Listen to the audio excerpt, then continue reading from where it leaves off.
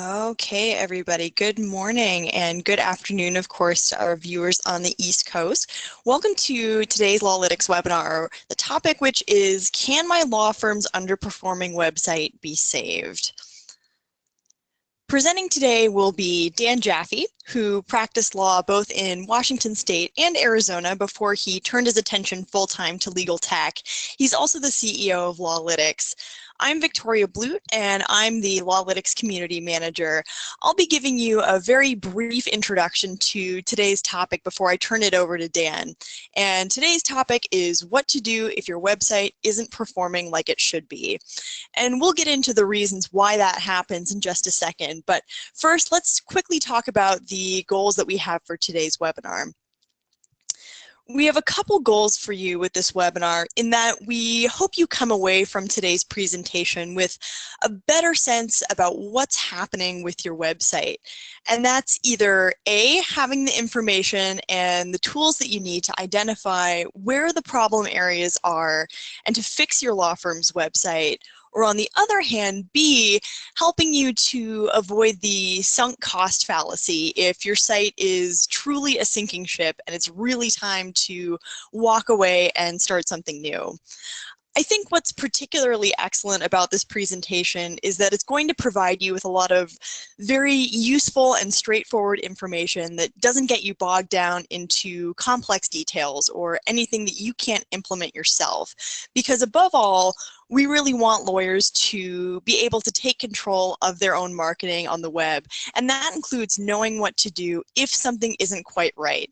So with that, I'm going to turn the mic over to Dan, and he's going to tell you a little bit about himself and then get into the main reasons why attorney websites underperform and what you can do if you're faced with that problem. Dan? Great. Thanks, Tori. Can you see my screen? Okay. I can see your screen now. Okay, great. Well, with that, hopefully everybody else can see it as well. Okay, great. Well, before we get started on the substance of today's presentation, I want to share a little bit of my background with you. I see a lot of people in attendance who I don't know that I've ever talked with. I only see one person actually who is currently a Lawlytics member in attendance. And this webinar, when we've done it in the past, is typically something that attracts people who are not currently members of Lawlytics. For the member of Lawlytics who is in attendance, there will be some stuff that I think it will be useful for you as well. So bear with us. But let me go through a little bit of my background first for those who don't know me. My name is Dan Jaffe, and I practiced law for about 10 years early on in my career before going into legal tech full time. I graduated from the University of Arizona College of Law, went to University of Washington undergrad, and ended up getting licensed in both Arizona and Washington State. The early part of my career I spent in private practice in Seattle, Washington, right as the internet was just starting to become a factor in how people relate with attorneys online. Did that there for about 3 years before moving my practice to Arizona. The reason why I moved is because my wife is born and raised in Arizona.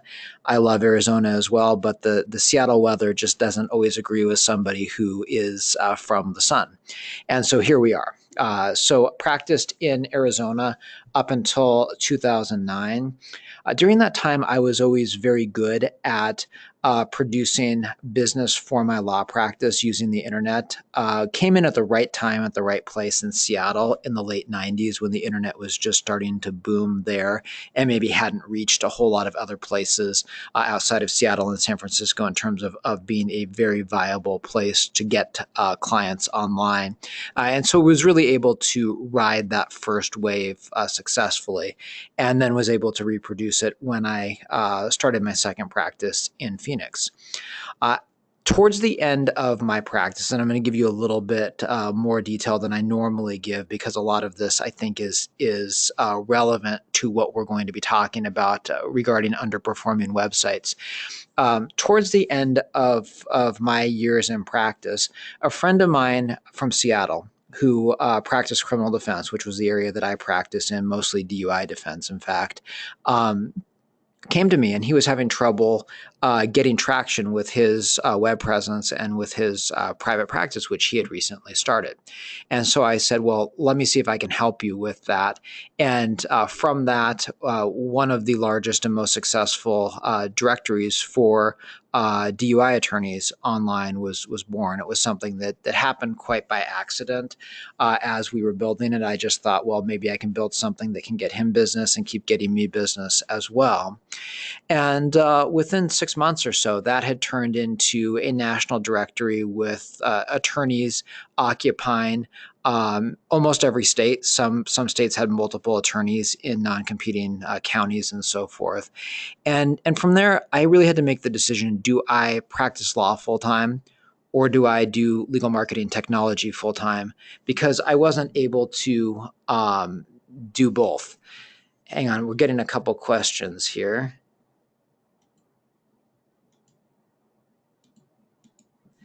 So this webinar is being recorded. For those of you who can't necessarily stay for the whole thing, we will make the recording available. We will usually have that published within a couple business days, as well as the slides. And so if you need to leave in the middle, go ahead and do so, and we will let you know once the recording and so forth is ready. Just a couple other housekeeping matters, and then I'll get back to the intro. We typically do a question and answer session at the end of each webinar. We will be skipping that today for one very particular reason. And that is, when we do these webinars about saving underperforming websites, we get a lot of very specific questions that go into details and oftentimes mention other website providers and other website platforms. And for that reason, we don't want to answer those questions in public. For that reason, we will offer anybody who goes through this webinar a free consultation where we're happy to look and see what is not performing about your website, make suggestions about how you might be able to improve it, whether you're a Lawlytics customer or not. Back to the intro here. So towards the end of my practice time, which I didn't know was the end of my practice time at that point, because I was enjoying practicing law. I was in trial quite a bit, and really enjoying the flow of my business at that point. This directory took off, and I had to make the decision: do I practice law full time, or do I go into legal tech full time? Because there was no way to do both well, or as well as I like to do things. And so I chose legal tech, knowing that I could always go back and start another practice since I'd already done it a couple times. Long story short, that legal directory ended up getting acquired by a large internet company, which led me to have the time and the financial resources to start Lawlytics, which is the legal marketing system and software that I wish that I had had when I was practicing law. And it would have helped me avoid some of the problems that we're going to be talking about. However, early on during my practice years in Phoenix, I decided that I would see if I could engage the help of an SEO company to help our law firm get even more business. We were doing fine at the time, but thought, well, more could be a lot better. And so we engaged this company. This company has long since been sued into oblivion and gone out of business, only to resurface with the same people several other times. And I'm sure they're still operating, but I'm not going to mention them by name. So what happened was we paid them to go in and quote unquote optimize the website, and didn't really have control over what they were doing, and they wouldn't really share with us what they were doing. But one day I decided to get under the hood, knowing enough about how the web works, enough about HTML and how websites should be structured, to get under the hood and really see what was going on. And what I saw horrified me. So this company, which had promised number one rankings on the search engines, back then Yahoo was the one that everybody was targeting. Google was just really coming up as a force to be reckoned with. What I noticed was that they had done so many terrible practices, practices that were designed primarily to fool the search engines, had nothing to do with actually conveying information to clients and potential clients. And I got to say, I got really lucky. Overnight, I spent really a couple days nonstop eradicating the bad code. And within days after that, every single website that was in control or controlled by that company ended up getting de-indexed by the search engines. It's a true story, and what it led me to understand was that it's this overall SEO especially is a predatory industry. There's a lot of bad advice out there. There's a lot of people that are trying to take shortcuts to make a quick dollar, and there's a lot of attorneys who fall for these kind of shortcut sales pitches because they don't know any better. And the result of that, a lot of times, is that attorneys end up with a website that is performing less than optimally, and sometimes it's performing abysmally. And so, what I hope you'll get out of this webinar are really some decision points, things to look at in your web presence to really help you make some decisions about one, what is the cause of your website not performing well? And two, what to do about it. And that decision tree, when it comes to what to do about it, really comes down to: do you fix the problem, or do you start by trying something new, building a new website? We're going to talk about three main problem areas that are the cause of almost all underperformance. And we'll be covering each of these in some detail. I expect that this presentation will last probably another half an hour or so from now. And then, like I said, if you want to talk personally afterwards, we're happy to look at what you've got going on. So the three areas are bad user experience, bad content, and bad SEO. And let's look at each of these in turn. So the first problem that we're going to talk about is bad user experience. And although there are a lot of subcategories and a lot of nuance within this, we'll look at these main areas here, and there's 6 of them total: mobile compatibility, speed, how visually interesting it is it too cluttered, how is the navigation working, and are the calls to action, the things that you want people to do on your website, clear?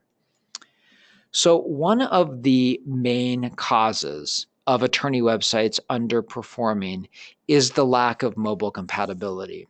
This used to be more of a problem than it seems to be now, because most attorneys have gotten the memo that not only do people not want to try to consume websites that are not mobile compatible, when half of all visitors roughly are coming in on cell phones or on tablets, but the search engines also give preference to websites that are mobile compatible. Um, it's a very easy fix in most cases. Upgrading to Lawlytics always makes your website responsive. It's the style of design that we recommend. It's also the style of design that Google has recommended. And responsive basically just means that the same content is there and readjusts itself as the screen size and browser window changes. So the content may fall in line, something above, something below, whereas on a desktop it might be side to side, but it's all there. So that's a really easy fix. And if your website isn't mobile compatible and it's underperforming, that is the first thing that you ought to look at. The next, and this is something that comes up a lot, is speed. Now, speed can also be a bit of a red herring in terms of websites' performance. Speed is something that is mostly gauged towards the user's experience. So if a website doesn't load in roughly 4 seconds or less, by the time you get beyond 4 seconds, and we're talking on an average speed connection. If somebody's on a dial-up connection, or if somebody's on a 3G connection, or a slower cell connection than that, well, then they're not going to expect any websites to load very fast, and so they're used to being more patient. But let's say you're an average internet cable user, you're used to pages loading pretty quickly. About 4 seconds is about the time that you start making that decision. Is this website worthwhile for me to go to wait for it to load? Is it gonna load? Is there something broken? That type of thing. And so from the user's perspective, as long as your website loads in about 4 seconds, you're good. There is this argument that is being made by a lot of web design companies, and it's kind of a ridiculous argument that you need the page to load in a fraction of a second. Otherwise, there's a problem. The search engines have said the exact opposite. So if you're thinking that your website is underperforming and you're being told that it's because of page load time, as long as it's about 4 seconds or fewer, you probably don't have a problem. But if it's a lot more than that, it is something that you need to look at. And there are many causes for site speed or load speed to slow down. One of the biggest that we see is when attorneys add large images. So for example, let's say you're working on a page that has 5,000 words. It's got a lot of content. You've embedded some maps, you've embedded some videos, and you're putting some images in there. You go to Shutterstock and you download some images, and each of those images are a couple megabytes. Well, putting those into your website without reducing the file size can cause a drastic slowdown in load speed. So there oftentimes are things that are really simple fixes like that. Um, but so that is something that you definitely want to take a look at. But unless there's definitive proof that it is slow, and I'm not talking about relying on any of the page speed um, examiner type applications, and there's a lot of them out there. All of them give different results. What the search engines are concerned with and what your users are concerned with is 4 seconds or less, and use that as a benchmark to start out with. The next is websites that are not visually interesting. So there's, and we're gonna talk about the counterpoint to this in a moment. But if the website is just boring, uh, it can cause problems because it just doesn't look professional, or it's just a bunch of text. You need it to be consumable, and you need it to lead the user where you want them to go. Really, the guidelines that we like to go for are classy but not overwhelming. Um, you want to make sure that what you are designing for is actual ease of use and consumption, and that the design doesn't get in the way. So look at it for being too boring, but then also look at it as being too graphics intensive. Now, we see this a lot on attorney websites, and oftentimes, unfortunately, these types of websites are much more expensive than the more simple, more effective ones as well. But the fact is, some bells and whistles are just counterproductive. If you're, let's say you're somebody who just got in an accident, or you just got arrested for DUI, you're not really thinking all that clearly. You don't want to spend a bunch of time sorting through moving images. You don't want to have a lot of distractions before you get to the information that you're looking for when you've come into the site. And unfortunately, what we see from a lot of companies is a lot of moving objects, or even, for example, we see a lot of like blurred motion type images, especially when it comes to uh, like traffic type offenses or motor vehicle accidents. Um, road blurs, lights blurred to connote motion. These are things that really distract the user. Don't add anything in terms of your credibility. Don't add to the information or anything. And so you might want to take a look at whether you have those types of things on your website. And if you do, if you have images that fly all over the place, if you have, for example, navigation items where you hover over it and the navigation item like flowers into a large picture, or something pops up below it or above it or to the side, an image that really doesn't add any additional information. Those are things that while they can add some flavor in terms of the design aspect from your perspective as an attorney, trust me, they are taking away from your client's experience of your website. And so look at those, find out if it's too distracting. And a good way of doing it is to ask people to take a look at it, tell you what you're actually trying to convey on the page, what the message is, and so forth. And it's especially good to really look at your analytics and watch how users are actually interacting with the site. It will likely tell the story that they're getting put off and confused by moving elements and motion simulating elements. The next thing is confusing navigation.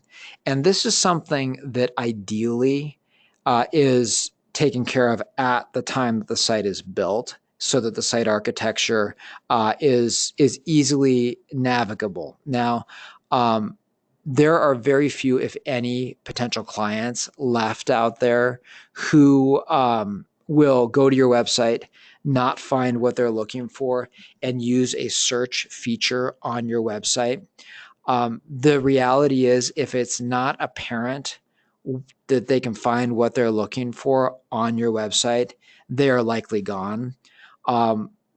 There's an old practice of adding sitemaps to websites. Usually they're in the footer and they have every page in the website listed, or are all the important pages. Those also are no longer used. Just think about the way that you use the web. When's the last time that you haven't found something that you were looking for and you've bothered to go and look for a sitemap? And so, if your site needs a sitemap, you're doing something wrong. And I'm talking about an HTML sitemap, something that the visitors would see, as opposed to an XML sitemap, which is something that communicates directly with the search engines. You absolutely need a dynamic XML sitemap. But if you're being sold an HTML sitemap for your visitors to navigate, that's probably a sign that your navigation is not adequate in and of itself. You want to be able to, from a visitor's perspective, find what you're looking for. And from your perspective, you want to lead them down the path of where you want to go. Where you want them to go very precisely. And so fortunately, this is something that can easily be fixed. For example, we see sites that have terrible navigation. So some of the navigation on the main page is on a horizontal menu. Some of it is on a vertical. They're different things. The menu items are not consistent from page to page. Well, when we import those sites into the Lawlytics system, we'll typically arrange the navigation in a way that we think makes sense. But the good thing is that once it's in a system like Lawlytics, and we built Lawlytics to make this extremely easy, you can just drag and drop the navigation items around, grab a page, put it wherever you want it to go, nest them, and make it make sense to a visitor that you're actually trying to educate about your areas of practice, and get them to contact your firm. Speaking of contacting your firm, the next item, and I think this is the final item in this part of the webinar, is bad user experience. So if you have, I'm sorry, not bad user experience, unclear calls to action, which is part of a bad user experience. So if your calls to action are unclear, if the visitor can't determine what you want them to do, chances are that they will do nothing. And you need to make sure that these calls to action are clear on all devices. So when your website is responsive, if you have the contact us button in a certain place, it should usually be above the fold, and you should look at that. Oftentimes what we see are website design companies attempting to make websites responsive. But when you shrink it down to a cell phone size, oftentimes phone numbers end up on top of buttons or on top of faces. They become invisible. You should make sure that you have your phone number on every page. Really, you probably should have your address on every page as well. If your phone number is not click to call enabled on mobile devices, that can be a problem. So look at that. If you're in that situation, that's also an easy fix. Um, we believe in, at least on desktop versions of websites, having a contact form on the side of the navigation so that on every single page the user scrolls past as they're consuming your material, an easy way to contact. And you want to think about how you word the contact form. Now, when you're using Lawlytics, you can build very robust contact forms. So if you wanted to do 100-question intake questionnaire on your website using Lawlytics, you certainly could. We don't recommend that for the sidebar, though. So you can have as many contact forms as you like. What we recommend is something very simple on the side. Usually name, phone number, email, and message suffices. However, if you need to route the form to different people depending on actions, you might want to do so by asking them to identify what type of case it is. If your firm has multiple areas of practice, you might want to tell them what to expect. For example, some of our customers who are very successful at getting people to fill out the forms talk about really what's going to happen once the form is filled out. So, in other words, fill out this form, expect a call back from us within 30 minutes during business hours, within an hour outside of business hours, and first thing in the morning if you submit this during the middle of the night. Something like that gives the user not only an expectation of what they're going to receive when they fill it out, but also may stop them from continuing to look and trying to contact your competitors while they're waiting to hear back from you, not knowing when that's going to happen. And so make it clear what you want them to do. Make it clear why they should do it as well. Now we're going to turn to the problem of bad content. Now, bad content is really interrelated with both the bad user experience that we just talked about, and also with bad search engine optimization, which is what we will be talking about once we are done with this portion. Um, and content is a very wide area, but these are 6 things to look out for in terms of your content. If your content doesn't educate your potential clients, it's spammy, it's thin, it's repetitive, it copies others, or it's written by people that don't really know the law or your practice, your content very well may be the problem. Content that doesn't educate. So it's fortunately, if your website is not performing because your content doesn't educate, it's something that can be fixed with a bit of thought and a bit of effort on your part, or a bit of expenditure with the right directives to have somebody else do it for you. You want to make sure that your content is answering real world questions that your potential clients have. And if any of you have heard me at previous webinars, this will sound very familiar to you because I say this very often. But think about your website as a place that people go to, the same as they would have gone to your law firm or called you on the phone in the past to get answers to their basic questions. And think of the search engines as places where they ask questions. So in other words, most people who are searching for questions and even searching for attorneys don't just go online and type in DUI attorney San Francisco or personal injury attorney Georgia or something like that. They ask questions. What's going to happen to my license if this happens? Do I have the right to get a rental car in this situation? Who's going to pay for my medical bills?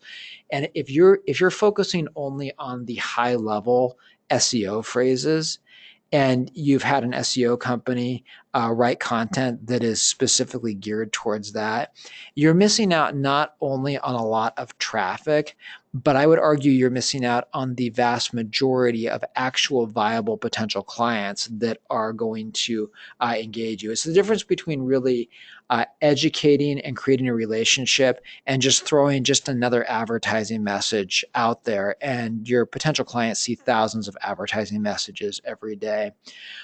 When you educate through your content, you want to explain it in a way that sets you apart. And so the way I like to look at it is if I'm in my law office and a potential client comes in for an initial consultation and I'm sitting across my desk from that potential client, what questions are they asking me and how am I answering them? Uh, do it the same way on your website. If you're writing your content for yourself, that makes it very easy. If somebody is writing the content for you, make sure that they understand how you operate. Make sure that they understand your voice. Make sure that they understand what you want your potential clients to get out of it. Otherwise, what you're doing on your website through your content is you're basically setting up two different perceptions of your personality. You've got your real personality, which they may meet later on if they get through your website, and then you've got your website personality. And to the extent that you can make those consistent and convey your firm's unique selling proposition, it's so much better that way. Um, is your content spammy? If your website isn't performing, look at what your content is saying. Are you writing for the search engines? Do you have needless repetition of phrases? So, San Diego DUI attorney John is an aggressive, affordable, effective San Diego DUI attorney who practices drunk driving in San Diego, something like that. We've all seen those. They sound terrible. They don't work with the search engines anymore anyways, and they're guaranteed to repel people and lose attention. So if you get one takeaway out of this webinar, even if we never speak to you, even if you never end up doing anything other than this, stop writing for the search engines, write for your potential clients. That's who the search engines are catering to. Your customers and their customers are one and the same. We see a lot of attorneys who write these great articles. They're informative. They parse the law in ways that are nuanced, give a bunch of good information, and then at the end they devolve into a couple paragraphs of we're the best at this. We help people do this and this and this in city X Y Z A B C D. Call us now for a free consultation for X Y C A B D. And so forth. You get the point. Add the phone number, add a link to the contact page. Don't do that. If somebody's on your website and they're reading your content, you already have them as a captive audience. If you've taken care of your user experience issues the right way, they already have a way to contact you. That's why we think that it's a good idea to always have the phone number there and have the contact form on the sidebar. You don't need that extra information. Assume your readers are intelligent. They're not going to get to the end of a well-written article about their problem and think, well, where do I go now? They didn't ask me to contact them. There's a contact form there, but I don't know if they want me to use it after reading this article. Maybe I shouldn't do it. Maybe I'll go away. It's ridiculous. Everybody knows how to use the web now. There is no need to put in those types of calls to action. The types of calls to action that you should put in, though, are invitations to look at other pieces of content that add more value, that add more information to what they are already focused on that individual page. The next point is to avoid thin content.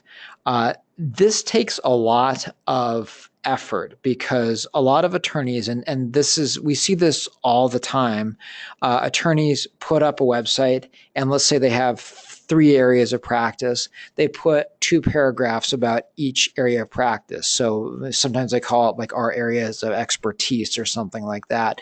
And they'll say, we have a lot of expertise handling DUI cases in these courts. Contact us because we're the experts. Well, No, they won't, and no, you're not, at least not on the internet. The internet rewards the conveyance of good information, and what I just described is thin content. It doesn't, that kind of content, one, will never get traction with the search engines, and two, it will never get traction with potential clients. If they're looking at your website, they don't give a flying you know what about you. They give, all their care is focused on what you can do for them and on their problem. And so you need to educate them about their problem. And then you can talk about what you can do to help them and how you've helped other people using social proof. But just doing a paragraph or two and thinking that it's going to work is outrageous in this day and age. Um, Good content, content that educates and really gives them more information than they ever thought they needed to know, is the foundation to success online. It's what will prevent you from having to get on the treadmill of costly defensive advertising, of buying disposable advertising, and so forth. If you want your website to produce for you over the long haul, the best investment that you can make is in content creation that really educates. Avoiding repetitive content. We see a lot of attorneys who have underperforming websites that take a page. So, for example, let's say they're practicing DUI law in the Phoenix area, to stick with the DUI law motif. Well, there's a whole bunch of different courts in different municipalities in the Phoenix area, which is Maricopa County. And a lot of what we'll see is, well, there's a local page on each of the sites, which is very easy to create with Lawlytics. You can put in maps with a couple clicks. You can put in pictures very easily of the various courts and so forth. But what they do instead is they write a couple paragraphs, and then what they do is they just do a find and replace. So replace the word Phoenix with the word Avondale, replace the word Avondale with the word Tempe, replace the word Tempe with the word Scottsdale, replace the word Scottsdale with the word Chandler, replace the word Chandler with the word Mesa, and so forth. And that kind of repetitive content used to work many, many years ago. It does not work now. And all you're doing is sending spam signals to the search engines by doing that. And all you're doing is providing fairly useless information. So think about what you're doing. On the other hand, let's say you're doing that type of page configuration. Say you are a DUI lawyer in Phoenix and you want to cover all of those various cities around the Phoenix area. Well, what is unique about each of those cities? Do they all have the same standards? Do they all have the same processes? Maybe. Do they all have the same prosecutors? Doubtful. Do they all have the same judges? Definitely not. So there are things that are unique that you can talk about with effort. Find those unique things rather than just copying, pasting, finding, and replacing. Don't copy off of your neighbor. It goes without saying in most areas. It happens all too frequently in legal marketing, and it's really funny how oftentimes it's done by somebody who a lawyer hired to search engine optimize the site. Oftentimes, what it'll be is it might be somebody who is based in the United States, but then contracts outside of the United States for people to create the content. Really an untenable situation, because then what they do is they go to examples of websites that are working and they just copy the content. A former colleague of mine, when I was practicing in Phoenix, did this, ended up copying my bio verbatim from my website to his. His web guys did it rather without his knowledge. We were friends, and so I called him up and I pointed it out to him. He happened to have been admitted to practice law, I think 7 or 8 years longer than I had. Was more established in the area at the time, and yet he was downgraded to my credentials. He even ended up attending the same law school that I did and graduated in my same year, even though he attended a law school 1,000 miles or more away. And so when he found out, he was livid. If your website isn't working and you didn't create the content on it, look at your content, compare it to others.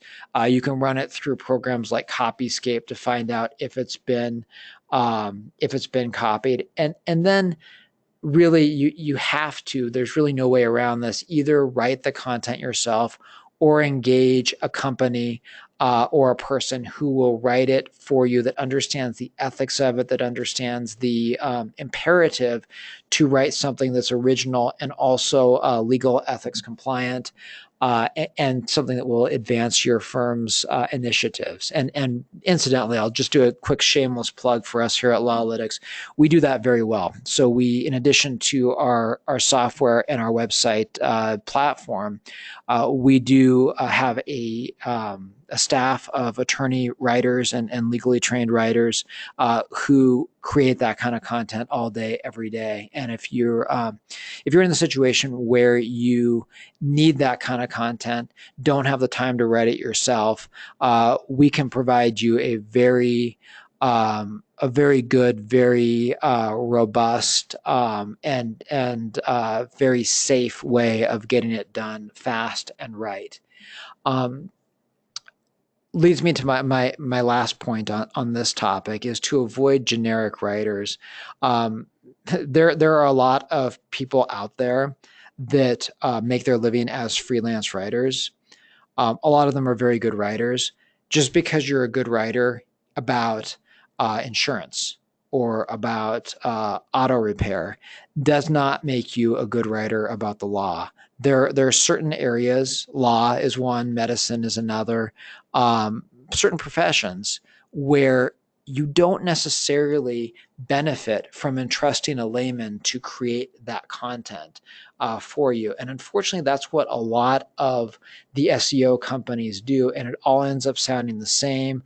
Or you hire somebody to write about personal injury law for your California firm. You don't think to specify it, but they end up putting in Colorado law because that's what they did last time, or they're copying off of some personal injury website that they thought was good.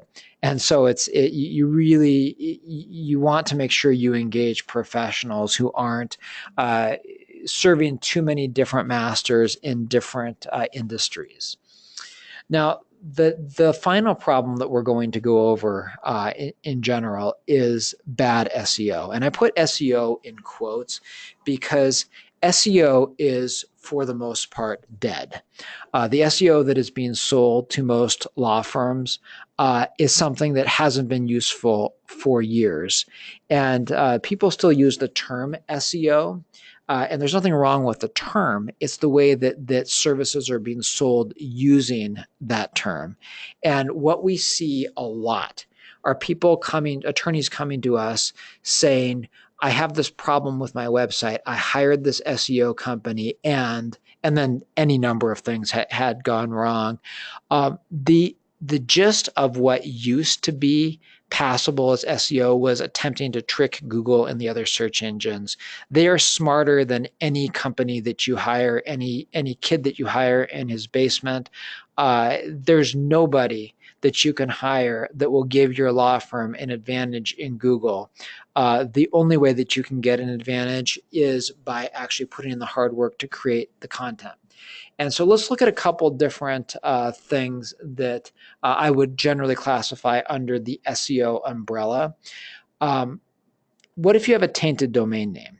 Now, we see this a lot where a domain name, the URL, has been so badly compromised by the behavior of SEO people that the decision really has to be made. Is this a patient that's worth saving?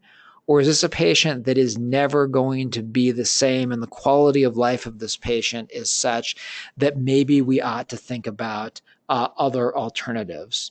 And so So the first part of this tainted domain names prong is you if you come to us with the best domain name in the world, I don't care. It could be California Attorney or something like that. And you've hired an SEO company who over the years has, or many SEO companies, which is what often happens because people go from one to the next thinking that, well, the one that promised me all these things didn't do them and my website sucks. And so I'm going to go on to the next one. They're promising me the same thing. I think maybe they're more trustworthy. I'll try them, and so on and so forth. And predictably, nothing ever starts working well because people are still using bad practices. Well, at some point, a domain may be so tainted, and especially if it's been associated with your firm for all that time, that it may not be worth rescuing, no matter how great of a domain name it is. And we'll get to that a little bit more in a moment. And then there's some domains that make a really bad impression. So if your domain name is not performing well, let's say you've got like California DUI DWI attorney lawyer.com. You've got all these dashes in there. You've got something that's very difficult to remember, or say it's even a .net. Um, you may get people going there if your SEO and your content has gotten them there. So people are finding it through the search engines, but you may be missing out because people will not remember it. There's nothing that sets you apart, and it looks spammy. If the domain name looks like it's designed to fool the search engines, chances are it's not going to rank anyways. And so if you have one of those domain names, it may not be worth saving that either. And so it may be worth looking at switching. We'll talk about the process of switching in just a few minutes. Um, Linking is probably the most problematic aspect of the services currently being sold under the umbrella of SEO. And unfortunately, a lot of these SEO people who are holding themselves out as experts talk about link building strategy and going and buying you links, submitting you to directories. All of these things can't help but ultimately hurt you in the long run because they're not getting these links naturally. They're not getting the links according to Google's webmaster guidelines and the way that the other search engines work as well. And so if you've made the mistake of having somebody go out and get you links, submit you to directories and so forth, and your website isn't performing, then the question becomes, how bad is it? Is it something that can be rehabilitated? There is a method of disavowing links. And as the search engines continue to improve, there is talk about just having bad links go away. That even without disavowing the links, which is a process that has to be gone through. But the question is it worthwhile to spend your time and your money doing that? And in a lot of cases, we've found that the answer is no. The amount of time that it takes to do it and the uncertainty of when or if it will help, can really lead to kind of your website being in a state of limbo. And so it's something that you probably want to have professional help identifying. But there are times, and especially with some of the large legal directories, where we've seen 20, 30, 40,000 inbound links from a single directory that's sold these links as a benefit.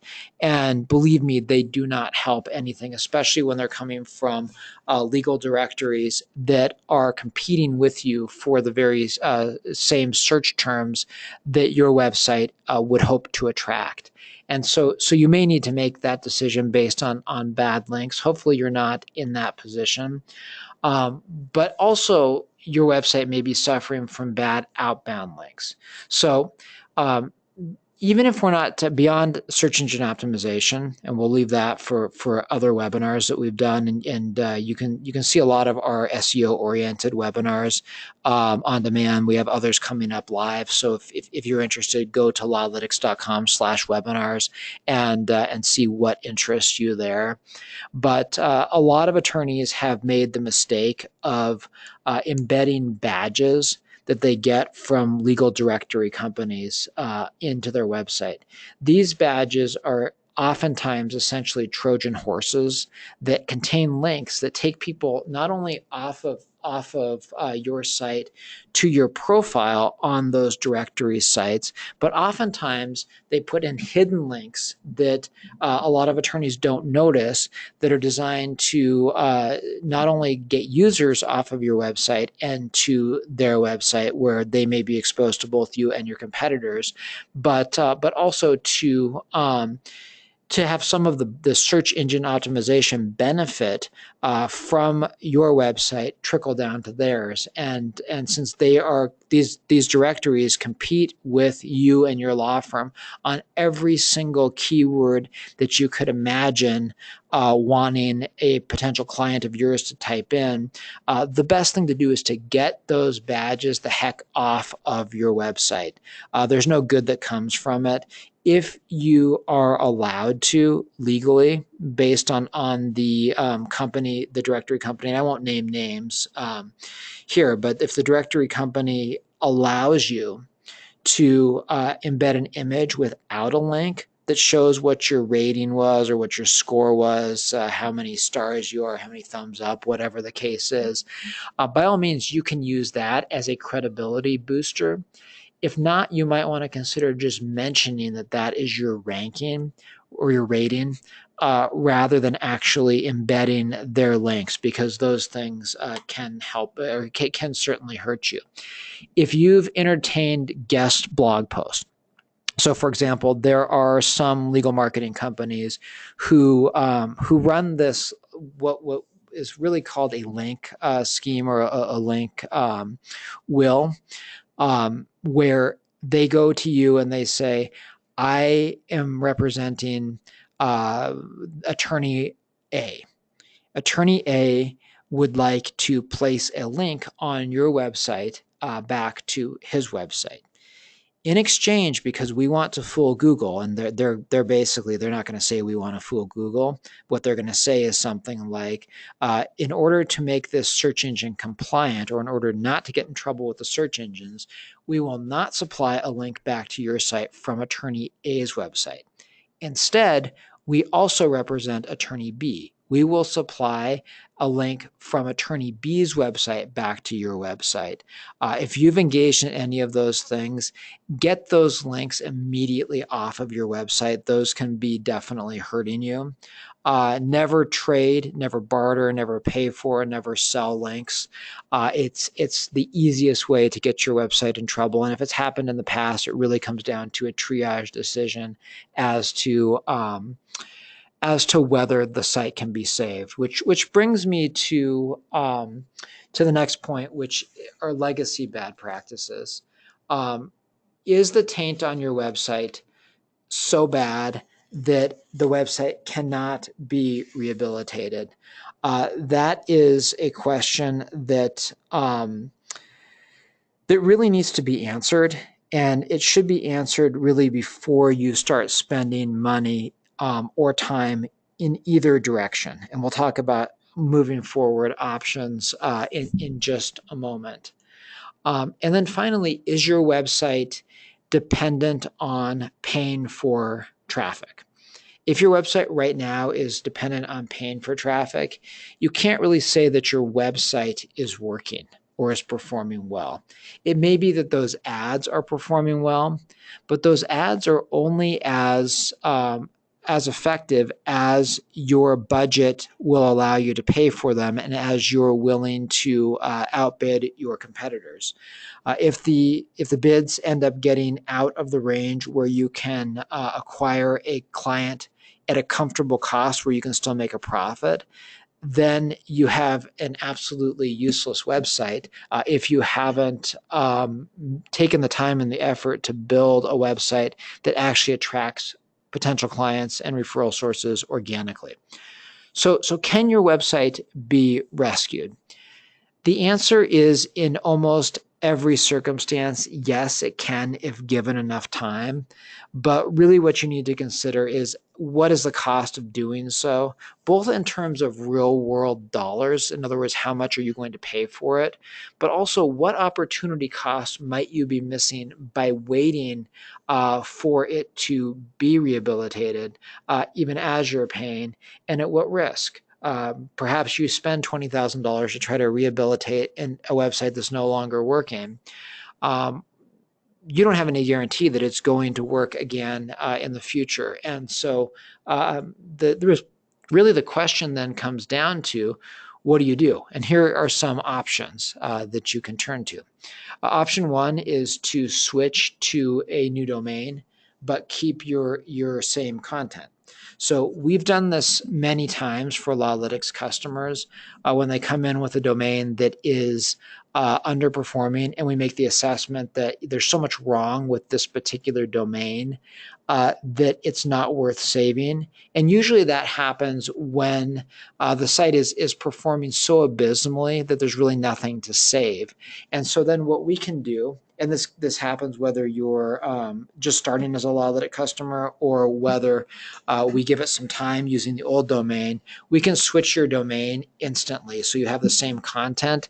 And oftentimes what we've seen is when we switch the domain name, within days, the sites start performing very well, assuming that they have content in them already.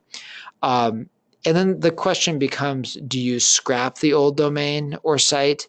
If you're switching domains from an old one to a new one, do you forward it? There's all kinds of variables that go into it. Or do you consider building a brand new site and letting it start to get traction concurrently with keeping your old underperforming site, with the idea of when the new site gets traction, then you can let the old site go? These are all questions that we can't really give you an answer to except on a case by case basis, and that is why we think that it's better to discuss these things individually. The good news is that moving forward, even if your domain is not performing now, it's not something to give up on. With a little bit of the right effort, um, without taking shortcuts and by really playing by the rules, you can build your website into an asset that appreciates over time and becomes a business generating center and a cash flow creator rather than an expense center. Um, I would like to invite each of you to have a website review with us if you'd like to. These are the ways that you can get in contact with us if you're not currently a Lawlytics customer. If let's see, let me just see if the current website or current Lawlytics customer is still on. Yes. So Dan, if you are interested in doing a review with us, I know we've talked to you periodically. Um, Feel free to give us a call. It's probably better to just give us a call or submit a support ticket, and then we can schedule a time rather than using the consultation link, because that's for people who are not currently Lawlytics customers. But if there's something that you want to look over and review with us, we're happy to do that. And with that, I'm going to go ahead and end this webinar for today. Hope that each of you got something useful out of it. We will be back next week with more webinars. And so if you want to check it out and or review any of our on-demand webinars, it's lawlytics.com/webinars.